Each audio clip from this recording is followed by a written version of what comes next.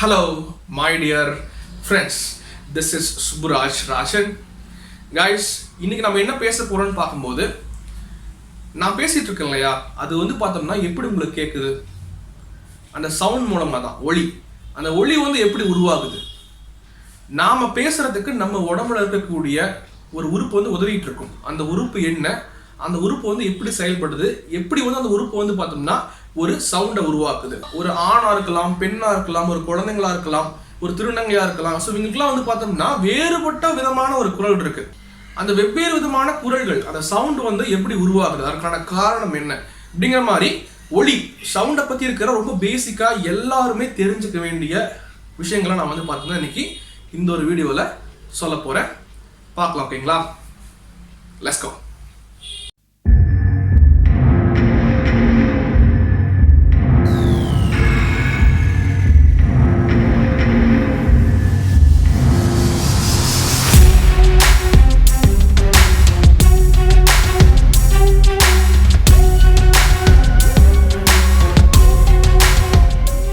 நம்ம ஃபர்ஸ்ட் என்ன பார்க்க போறோம்னா வந்து வைப்ரேஷன், அதாவது ஒரு பொருள் வந்து எப்படி அதிருது, ஒரு பொருளுடைய அதிர்வு அப்படின்னா என்ன அப்படிங்கறத பார்க்க போறோம். என்னோட கை இருக்கு இல்லையா, இந்த ஒரு விரல் நுனியிலிருந்து ஆரம்பிச்சு இந்த முழங்கை வரைக்கும் வந்து பார்த்தோம்னா ஒரு பொருள் நீங்க நினைச்சுக்கோங்க. இந்த பொருள் வந்து பார்த்தோம்னா இப்போ ஸ்டாட்டிக் பொசிஷன் அப்படின்னு சொல்லுவாங்க இல்லையா, நிலையான ஆடாம ஒரு இடத்துல வந்து அப்படியே அசையாம இருக்கு. இந்த ஒரு பொருள் மேல ஒரு ஃபோர்ஸ் நம்ம கொடுக்குறோம் அப்படிங்கும்போது நமக்கு அந்த பொருள் வந்து லைட்டாக அப்படி கீழே போன மாதிரி தெரியலாம், பட் அந்த பொருள் வந்து அவங்க வைப்ரேஷன் ஆகிருக்கும். ஸோ வைப்ரேஷன் சொல்லும்போது இது நிலையான இடத்துல இருக்கா, இந்த இடத்துல இருந்து வந்து பார்த்தோம்னா லைட்டாக அது வந்து மேலே போகும், ஒரு டிஸ்டன்ஸ்க்கு மேலே போகும், மறுபடியும் நிலையான இடத்துக்கு அந்த சென்டர் பாயிண்ட்டுக்கு வரும், அங்கிருந்து லைட்டாக இடத்துக்கு கீழே போகும். சரிங்களா? இந்த சென்டர் பாயிண்ட்லேருந்து ஆரம்பிச்சு இந்த நிலையான இடத்துல இருந்து ஆரம்பிச்சு மேலே போகுது இல்லையா, அந்த ஒரு டிஸ்டன்ஸும் கீழே போகிற டிஸ்டன்ஸும் ஒரே மாதிரி தான் இருக்கும். சரிங்களா? அது வந்து பார்த்தோம்னா ரொம்ப ஸ்பீடாக அப்படி நடக்கும், கண்ணுக்கே தெரியாத அளவுக்கு நடக்கும், ரொம்ப ரொம்ப மைனூட்டாக நடக்கும். அப்படிங்கிற மாதிரி தான் அது ஒரு லெவலுக்கு மேலே வந்து பார்த்தோம்னா நம்ம கொடுக்கக்கூடிய ஃபோர்ஸ்க்கு எவ்வளோ ஃபோர்ஸ் இருக்கோ அதுக்கேற்ற மாதிரி அது வரைக்கும் இப்படி ஆகிட்டே இருக்கும், அந்த லெவல் வரைக்கும் ஆகிட்டே இருக்கும். அப்புறம் வந்து பார்த்தீங்கன்னா ஒரு லெவலுக்கு மேலே அது அப்படியே கொஞ்சம் கொஞ்சமாக அந்த டிஸ்டன்ஸ் வந்து மேலே போகிற டிஸ்டன்ஸும் கம்மியாகும், கீழே போகிற டிஸ்டன்ஸும் கம்மியாகிட்டு மறுபடியும் அது ஸ்டாட்டிக் பொசிஷன் இருக்கும் இல்லையா, நிலையான ஒரு இடத்துக்கு வந்து நிற்கும். மறுபடியும் முன்னாடி ஃபர்ஸ்ட் ஸ்டார்டிங் இருந்துச்சு இல்லையா, அந்த சென்டர் பாயிண்ட் வந்து மறுபடியும் நின்றோம். அப்படியே ஒரு பொருளுடைய முன்னும் பின்னுமான ஒரு இயக்கம் இருக்கும் இல்லையா, இந்த முன்னும் பின்னுமான இயக்கம். ஸோ அந்த இயக்கம் தான் வந்து பார்த்தோம்னா வைப்ரேஷன், அதிர்வு.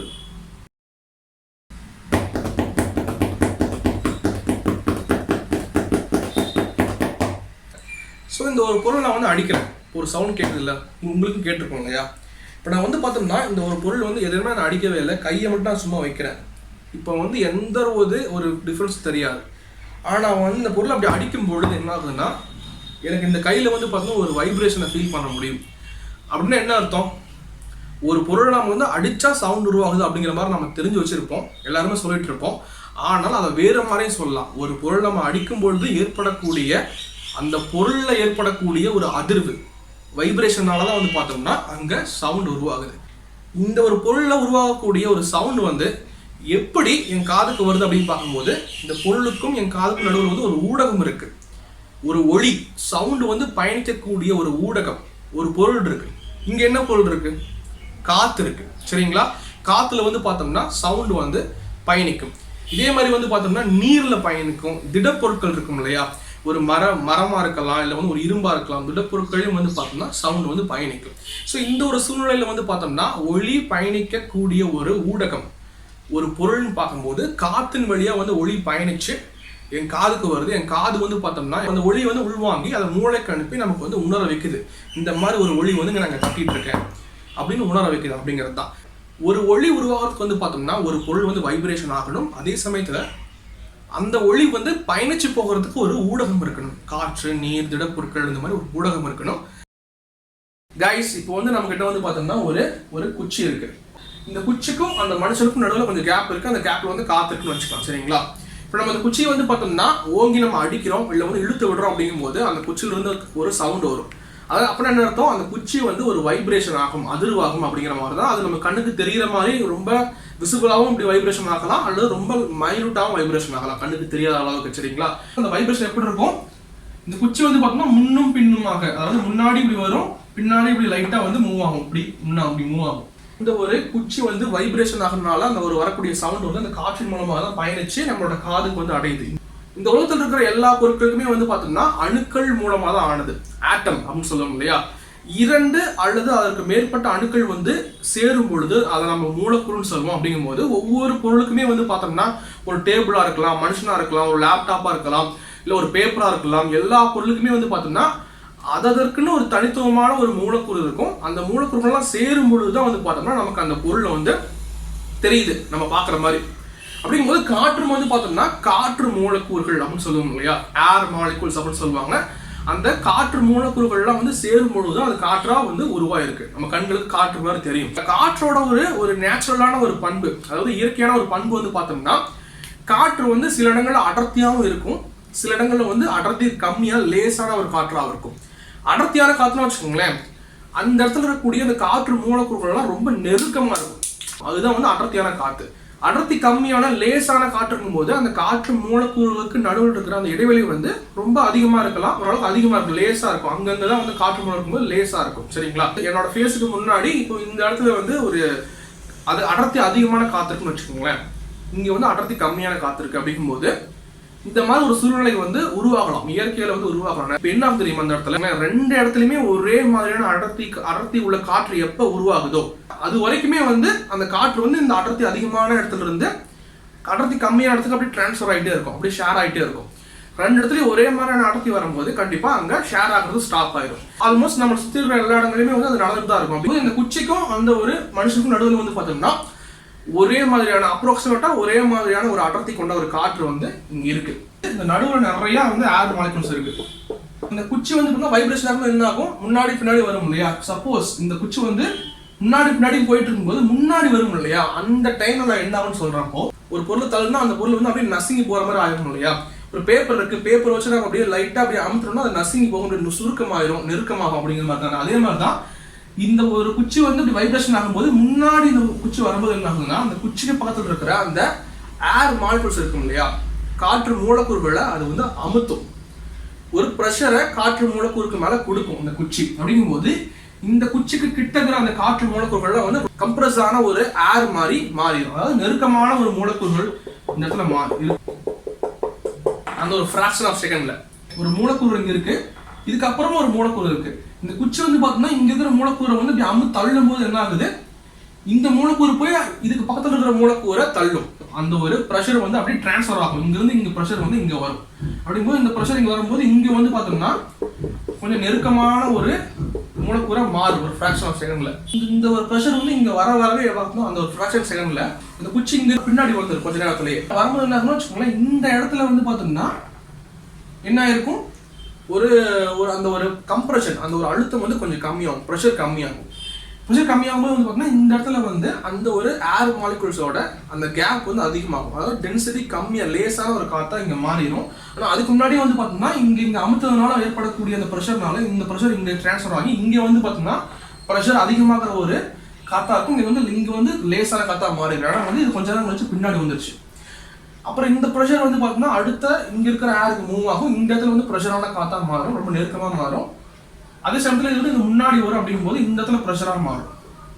சரிங்களா? இந்த ஒரு சைக்கிள் உங்களுக்கு புரியுது இல்லையா? அது ஏர் ப்ரெஷர் வந்து அதிகமான இடமா இருக்கும், அதுக்கப்புறம் வந்து ஏர் ப்ரெஷர் கம்மியாக இருக்கும், அப்புறம் ஏர் ப்ரெஷர் அதிகமாக இருக்கும், ஏர் ப்ரெஷர் கம்மியாக இருக்கும். ஸோ இந்த மாதிரி வந்து அடர்த்தி அதிகமாகவும் கம்மியாகவும் அந்த மாதிரி ஒரு காற்று மூலக்கூறுகள் இருக்கிற ஒரு பேட்டர்ன் உருவாக்கிடும். இந்த மாதிரி உருவாக்கும் போது தான் வந்து பார்த்தோம்னா இந்த காற்றுல வந்து பார்த்தோம்னா வச்சுக்கோங்களேன் ஒரு அலை வந்து உருவாகும், ஒளியின் அலை.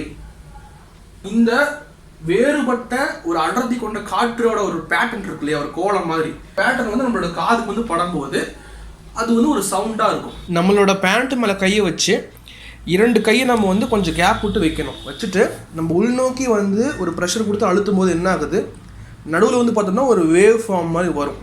ஸோ அதே மாதிரி தான் வந்து இங்கே வைப்ரேஷன் ஆகும்போது அந்த வைப்ரேஷன் ஆகிற அந்த பொருள் வந்து பார்த்தோம்னா காற்றுல இருக்கிற காற்று மூலக்கூறுகளை வந்து ஒரு ப்ரெஷர் கொடுக்குது, அதுக்கு மேலே ஒரு ப்ரெஷர் கொடுக்கும்போது காற்று மூலக்கூறுகளும் வந்து பார்த்தோம்னா ஒரு வேவ் ஃபார்ம் மாதிரி மாறுது. கைஸ், இது வரைக்கும் வந்து பார்த்தோம்னா நம்ம வந்து ஒரு சவுண்ட் வந்து ஒரு பொருள் வந்து எப்படி உருவாகுது, அந்த சவுண்டு வந்து காற்றுல வந்து எப்படி பயணிச்சு நம்மளோட காதுக்கு வந்து வருது அப்படிங்கிறத பார்த்துருப்போம். இப்போ வந்து நாம எப்படி பேசிட்டு இருக்கோம், நமக்குள்ள எப்படி சவுண்ட் உருவாகுது அப்படிங்கிறத சொல்ல போறோம். சரிங்களா? இப்போ வந்து பார்த்தோம்னா நம்மளோட கழுத்து இருக்கும் இல்லையா, அந்த கழுத்தை நீங்க தொட்டு பாருங்க. இங்க வந்து பார்த்தோம்னா ஒரு எலும்பு தெரியும். சில பேருக்கு வந்து வெளியே விசிபிளாவே தெரிஞ்சிட்டு இருக்கும் ஒரு எப்படி ஒரு கூர்மையா. ஸோ அந்த எலும்பு இருக்கு இல்லையா, அந்த எலும்பு தான் வந்து பார்த்தோம்னா கார்டிலேஜ் அப்படின்னு சொல்லுவாங்க, அதாவது குருத்தெலும்பு அப்படின்னு சொல்லுவாங்க. அதுதான் வந்து குரல் வளையோட அந்த ஒரு சரௌண்டிங்ஸ்ல இருக்கும். அதாவது அந்த பிளாக்கா போட்டிருக்கு இல்லையா, அந்த பிளாக் தான் வந்து பார்த்தோம்னா இந்த ஒரு கார்டிலேஜ். அது வந்து பார்த்தோம்னா இந்த குரல் வளை நடுவில் இருக்கிற குரல் வளைக்கு சுத்தியே தான் இருக்கும். இங்கே குரல் வளை இருக்கும். சரிங்களா? நான் டிராயிங் பண்ணிருக்கல, இதுதான் வந்து பார்த்தீங்கன்னா குரல் வளை. இந்த குரல் வளை நீங்க எப்படி பாக்குறீங்கன்னா, சப்போஸ் அந்த மனுஷனுக்கு தலை இல்லைன்னு வச்சுக்கோங்களேன், தலை இல்லை அப்படிங்கும்போது அந்த மேல இருந்து அந்த குரல் வளையை பார்த்தா எப்படி தெரியுமோ அப்படிதான் நான் வந்திருக்கேன். அப்படிங்கும்போது இதற்கு பின்னாடி வந்து பார்த்தோம்னா ஒரு மூச்சுக்குழல் இருக்கும். சரிங்களா? வின் பைப் அப்படின்னு சொல்லுவாங்களே, மூச்சுக்குழல் இருக்கும். அப்புறம் கீழே வந்து பார்த்தோம்னா நுரையீரல் லங்ஸ் இருக்கும். சரிங்களா? இந்த ஒரு குருத்தெலும்புக்கு மேல சென்டரா இருக்கு இல்லையா, ரெண்டு விரிஞ்ச மாதிரி வி மாதிரி இருக்கும். அப்படி இந்த ரெட் கலர் ப்ளூ கலர்ல இருக்கு இல்லையா, இந்த கேப் இருக்கும். இதான் வந்து பார்த்தோம்னா குரல் நான் அப்படின்னு சொல்லுவாங்க. குரல் நான் அப்படின்னா வந்து வோக்கல் கார்ட்ஸ் அப்படின்னு சொல்லுவாங்க. ரெண்டுமே வி மாதிரி இருக்கும். அப்படி வி மாதிரி இருக்கும். அதுக்கு பின்னாடி இருந்து ஆரம்பிக்கும், அப்படியே மூச்சுக்குழல் வந்து ஸ்டார்ட் ஆகும். நம்ம பேசும்போது வந்து பார்த்தோம்னா நுரையீரலிருந்து வந்து பார்த்தோம்னா காத்து வந்து மூச்சுக்குழல் வழியா அப்படியே மேலே வந்து இந்த ரெண்டு குரல் நாளுக்கு நடுவில் வந்து வரும். அந்த காத்து வந்து அது அடிக்குது இல்லையா, இப்போ நம்ம எப்படி ஒரு பொருள் அடிக்கும் போது வைப்ரேஷன் ஆச்சு இல்லையா, அதே மாதிரி காத்து வந்து பார்த்தோம்னா அந்த குரல் நாணை வந்து ஒரு ஜவு மாதிரி தான் இருக்கும். அதை வந்து அப்படி டச் பண்ணி அது வந்து ஒரு ஃபோர்ஸில் அடிக்கும்போது என்ன ஆகும், அந்த குரல் நான் வந்து பார்த்தோம்னா வைப்ரேஷன் ஆகும். அந்த வைப்ரேஷன் தான் வந்து பார்த்தோம்னா இங்கே சவுண்டை உருவாக்கி நமக்கு சவுண்ட் வருது. அந்த குரல் நாள்ல இருந்து எப்படி சவுண்ட் வருதுங்கிறத நான் சிம்பிளா 2 பேப்பர் வச்சு நான் சொல்றேன். சரிங்களா? சும்மா நான் வந்து ஊதுறேன், சவுண்டே இருக்காது. ஆனா வந்து இப்போ நான் இதான் வந்து குரல் நாள்னு வச்சுக்கலாம். 2 குரல் நாள் இருக்கு, ரெண்டையும் நான் வி மாதிரி லைட்டா வைக்கிறேன். அப்படி கேப் கொஞ்சமா வைக்கிறேன். இந்த மாதிரி வச்சுட்டு நான் ஊதுறேன் பாருங்க, சவுண்ட் வரும் பாருங்க. சவுண்ட் லைட்டா வருதா? அப்புறம் நம்ம எல்லாம் இப்படி வச்சுக்கலாம், லைட்டா கேப் வர மாதிரி, ஒரு சின்ன கேப் வர மாதிரி வச்சுட்டு நம்ம ஊதலாம். எப்படி சவுண்ட் வருது? அதே மாதிரி அந்த கேப்குள்ள காத்து போகும்போது இந்த வந்து ஒரு பேப்பர் வைப்ரேஷன் ஆகுது, அதனால சவுண்ட் வரும். சும்மா ரொம்ப சவுண்ட் வராது, சவுண்ட் வருது. ஸோ இதே மாதிரி தான் வந்து பார்த்தோம்னா நமக்கும் வந்து அந்த குரல் நாளுக்கு நடுவில் காத்து வந்து நுரையீரல இருந்து மூச்சுக்குழல் வழியா வரும்பொழுது, வாய் வழியா வரும்பொழுது நம்ம பேசும்போது வரும். அப்பதான் சவுண்ட் வந்து வருது. இந்த சவுண்டு வந்து சாதாரணமான சவுண்ட் தான் இருக்கும். அப்படின்னு பேச நமக்கு ஒன்றும் புரிய போறது இல்லை. அப்படின்னா அந்த சவுண்டை வந்து பார்த்தோம்னா இன்னொரு மனுஷனுக்கு புரியுற மாதிரி வந்து பார்த்தோம்னா ஒரு மொழி, அண்டர்ஸ்டாண்டபிளான ஒரு வேர்ட்ஸ், ஒரு சொற்களா மாத்தினா தான் மற்றவங்களுக்கு புரியும். அப்படிங்கும்போது அந்த சொற்களா மாத்துறதுக்கு தான் வந்து பார்த்தோம்னா எது உதவுதுன்னா பற்கள், அப்புறம் வந்து உதடு, அப்புறம் நாக்கு, இந்த 3மே சேர்ந்து வேலை பண்ணும்போது மட்டும்தான் நம்மளால வந்து எல்லா வார்த்தைகளும் எல்லா எழுத்துக்களையுமே பேச முடியும். சரிங்களா? அதாவது உள்ளிருந்து வரக்கூடிய அந்த ஒரு சவுண்ட் இருக்கு இல்லையா, அந்த காத்துல வந்து ஒரு பேட்டர்ன் உருவாகுது. அந்த பேட்டர்ன் தான் சவுண்டு. அந்த காத்துல இருக்க அந்த ஒளி அலையை வந்து பார்த்தோம்னா நாக்கு வந்து மூவ்மெண்ட் ஆகும். அப்புறம் வந்து வாய் வந்து நம்ம மூவ்மெண்ட் பண்ணலாம், லிப்ஸ் மூவ்மெண்ட் பண்ணலாம், பல்ல மூவ்மெண்ட் பண்ணலாம். அந்த மாதிரி மூவ்மெண்ட் பண்றதுனால, ஒரு அசைவுகள் கொடுக்கறதுனால வந்து பார்த்தோம்னா அந்த உள்ள இருக்கிற வரக்கூடிய அந்த சவுண்ட் வந்து பார்த்தோம்னா டிஸ்டர்ப் ஆகுது. ஒவ்வொரு மாதிரி மூவ்மெண்ட்ஸ் பண்ணும்போது ஒவ்வொரு மாதிரியான டிஸ்டர்பன்ஸ் ஆகுது. அந்த ஒளி டிஸ்டர்பன்ஸ் ஆகும்போது அதுக்கேற்ற மாதிரி ஒரு சொற்கள் வந்து வெளியே வரும்.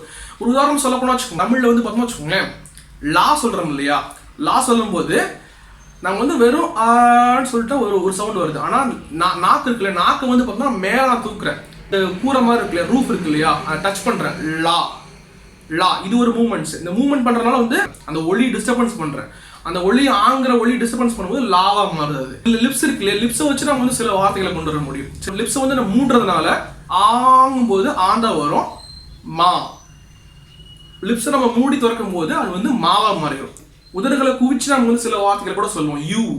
பற்களையும் உதடுகளையும் நாக்கையும் வந்து பார்த்தோம்னா நம்ம வந்து டிஃப்ரெண்டான ஒரு மூவ்மெண்ட்ஸ் கொடுக்கும்போது என்ன ஆகுதுன்னா அந்த உள்ள இருந்து அந்த குரல் வளையிலிருந்து வரக்கூடிய ஒளி நம்ம வந்து ஒரு எழுத்தா மாற்ற முடியும். எழுத்து சொற்களா மாறும், சொற்கள் வந்து வாக்கியமா மாறும், நிறைய வாக்கியம் சேரும்போது அது ஒரு மொழியா மாறுது. அப்படிங்கிறது தான் நான் முன்னாடி சொன்ன மாதிரி இந்த உலகத்தில் இருக்கிற ஒவ்வொரு மனுஷங்களுக்கும், ஒவ்வொரு விலங்குகளுக்கும், ஒவ்வொரு பூச்சிகளுக்கும், இல்லை ஒவ்வொரு பொருட்களுக்கும், இல்லை வந்து ஒவ்வொரு இசைக்கருவிகளுக்கும் எல்லாத்துலேயுமே வந்து பார்த்தோம்னா வேறுபட்ட ஒரு ஒளி இருக்கு. டிஃப்ரென்ஸ் கண்டிப்பாக, டிஃப்ரெண்ட் சவுண்ட் கண்டிப்பாக இருக்கு.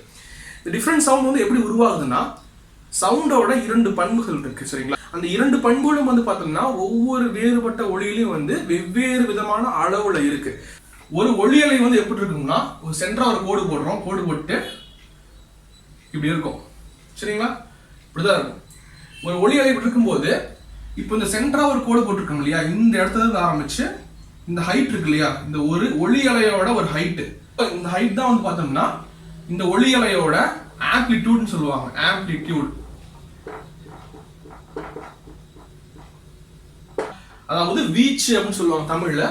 இப்போ வந்து இந்த ஆம்ப்ளிடியூட் வந்து எவ்வளோ நீளம் இருக்கோ, சரிங்களா, எவ்வளோ நீளம் இருக்கோ அந்த அளவுக்கு வந்து பார்த்தோம்னா அந்த ஒரு ஒளி அலையோட லவுட்னஸ் இருக்கும் இல்லையா, ஒரு உரத்த ஒளின்னு சொல்லுவாங்க இல்லையா, உரத்த ஒளி, உரப்புன்னு சொல்லுவாங்க தமிழ்ல லவுட்னஸ்னா. ஸோ அந்த அளவுக்கு தூரமா இருந்தாலும் ரொம்ப ரொம்ப நமக்கு கேட்கும். அந்த மாதிரி வந்து லவுட்னஸ் வந்து அதிகமாகும். சவுண்டோட லவுட்னஸ் எப்படி இருக்கும் அப்படிங்கிறது இதுதான் வந்து நிர்ணயிக்கும். சரிங்களா, சவுண்டோட ஒரு இரண்டாவது ஒரு முக்கியமான பண்புன்னு பார்க்கும்போது ஃப்ரீக்வன்சி, அதாவது அதிர்வெண் அப்படின்னு சொல்லுவாங்க. இப்போ நம்ம பார்த்துருப்போம் இல்லையா, ஒரு குச்சி எடுத்திருந்தோம், அந்த குச்சை நம்ம வந்து ஓங்கி நம்ம அடித்தோம். ஸோ அடிக்கும்போது அது வைப்ரேஷன் ஆகும் பார்த்துருக்கோம் இல்லையா. வைப்ரேஷன் எப்படி ஆகும், இப்படியா ஆச்சுங்களா. ஸோ அப்படிங்கும்போது இப்போ இந்த ஒரு குச்சி வந்து எந்த ஒரு நான் அடிக்கவே கிடையாது, அப்படியே ஸ்டேபிளாக நிற்குது ஓகேங்களா. ஸோ இந்த ஒரு பாயிண்ட்ல இருக்குது, அதாவது இப்படி இருக்கிற ஒரு பொருள் வந்து இங்கே ஸ்ட்ரைட்டாக இருக்கா, இப்படி மறுபடியும் எங்கிருந்து ஆரம்பிச்சது இங்கே ஒன்று. ஸோ இதான் வந்து பார்த்தீங்கன்னா ஒன் ஆசிலேஷன். சரிங்களா, இந்த மாதிரி இப்படி பண்ணிட்டே இருக்கும். பண்ணும்போது அது எத்தனை ஆசிலேஷன் ஆகுது, ஒரு செகண்டுக்கு எவ்வளோ ஆசிலேஷன் ஆகுது, அதுதான் வந்து பார்த்தோம்னா ஃப்ரீக்வன்சின்னு சொல்லுவாங்க. சரிங்களா, number of oscillation per second தான் வந்து பார்த்தீங்கன்னா ஃப்ரீக்வன்சின்னு சொல்லுவாங்க. அந்த ஒரு சவுண்டோட ஃப்ரீக்வன்சிங்கிறது எந்த அளவுக்கு அதிகமாக இருக்கோ அந்த சவுண்டோட அந்த பிச் அதிகமாக இருக்கும். பிச்சுனா வந்து பார்த்தோம்னா ஸ்ருதின்னு சொல்லுவாங்க இல்லையா, பாட்டு படமெல்லாம் சொல்லுவாங்க எல்லாருமே, ஸ்ருதி கரெக்டாக கொஞ்சம் விலகிடுச்சு அப்படிம்பாங்க, ஸ்ருதி அதான் பிச் அப்படின்னு சொல்லுவாங்க. ஸ்ருதி தான் வச்சுக்கோங்களேன், ஸ்ருதி வந்து பார்த்தீங்கன்னா ஃப்ரீக்வன்சி அதிகமாக இருந்தால் ஸ்ருதியும் அதிகமாக இருக்கும். அப்படி ஸ்ருதி அதிகமாச்சுன்னா வச்சுக்கோங்களேன், அது வந்து பார்த்தோம்னா எப்படி இருக்கும்னா ஒரு கீச்சிடும் குரலாக இருக்கும். குழந்தைங்கள ஒரு எப்படி இருக்கும், ரொம்ப ஷார்ப்பான ஒரு குரலாக இருக்கும், ரொம்ப கீச்சன் கத்துற அப்படின்னு சொல்லுவோம் இல்லையா, அந்த மாதிரி வந்து அது இருக்கும். ஃப்ரீக்வன்சி கம்மியாக இருக்கும்போது சவுண்ட் வேவுக்கு அதோட பிச்சும் கம்மியாக இருக்கும். பிச்சு கம்மியாக இருக்கும்போது ரொம்ப ஃபிளாட்டான ஒரு குரலாக இருக்கும். சரிங்களா, ஒரு ஃப்ரீக்வன்சி அதிகமான ஒரு சவுண்ட் வேவ் எப்படி இருக்கும்னு வச்சுக்கோங்களேன், ரொம்ப நெருக்கமாக இருக்கும். ரொம்ப நெருக்கமாக இருக்கும். இப்படிதான் வந்து ட்ரா பண்ணியிருப்பாங்க. ஃப்ரீக்வன்சி அதிகமாக இருந்தால் இப்படிதான் இருக்கும், ஃப்ரீக்வன்சி கம்மியாக இருந்தால் கேப்பா இருக்கும். சரிங்களா, அதுதான் ஃப்ரீக்வன்சி கம்மியான ஒரு சவுண்ட் வேவ்னு சொல்லுவாங்க.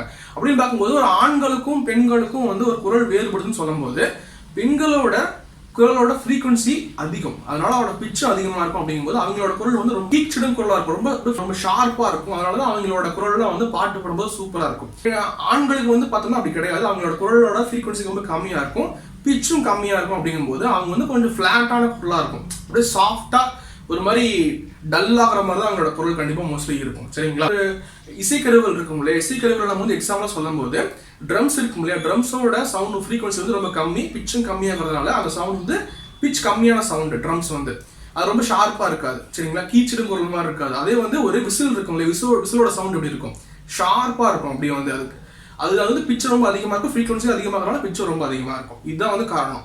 இந்த ஒரு ஃப்ரீக்வன்சியும் ஆம்ப்ளிடியூடும் வந்து பார்த்தோம்னா ஒவ்வொரு சவுண்ட்லையும் வந்து டிஃப்ரெண்டாக இருக்கும். அதனால தான் வந்து பார்த்தோம்னா அதோட அந்த வேறுபாடு கண்டிப்பாக தெரியுது. கைஸ், இந்த வீடியோ வந்து உங்களுக்கு பிடிச்சிருக்கும், புரிஞ்சிருக்கும்னு நினைக்கிறேன். இந்த வீடியோ உங்களுக்கு பிடிச்சிருந்தா கண்டிப்பாக உங்களோட ஃப்ரெண்ட்ஸுக்கு ஷேர் பண்ணுங்கள். அதே சமயத்தில் இந்த வீடியோ பற்றின ஏதாவது ஒரு சஜஷன்ஸ் கமெண்ட்ஸ்லாம் இருந்தால் கண்டிப்பாக கமெண்ட் செக்ஷனில் வந்து நீங்கள் சொல்லலாம், நான் படிக்க ரெடியாக இருக்கேன். அதே சமயத்தில் நீங்கள் வந்து எங்கிட்ட பேசணும்னு நினச்சிங்கன்னா டிஸ்கிரிப்ஷன்லையும் கமெண்ட் பாக்ஸ்லையும் வந்து என்னோட இன்ஸ்டாகிராம் அண்ட் ஃபேஸ்புக் ஐடி கொடுக்குறேன், அங்கே வந்து நீங்கள் வந்து பார்த்தோம்னா எங்கிட்ட நீங்கள் பேசலாம். நெக்ஸ்ட்டு ஒரு நல்ல வீடியோவில் சந்திக்கலாம். அது வரைக்கும் எல்லாருமே சந்தோஷமாக சிரிச்சுட்டே இருங்க. பார்க்கலாம்.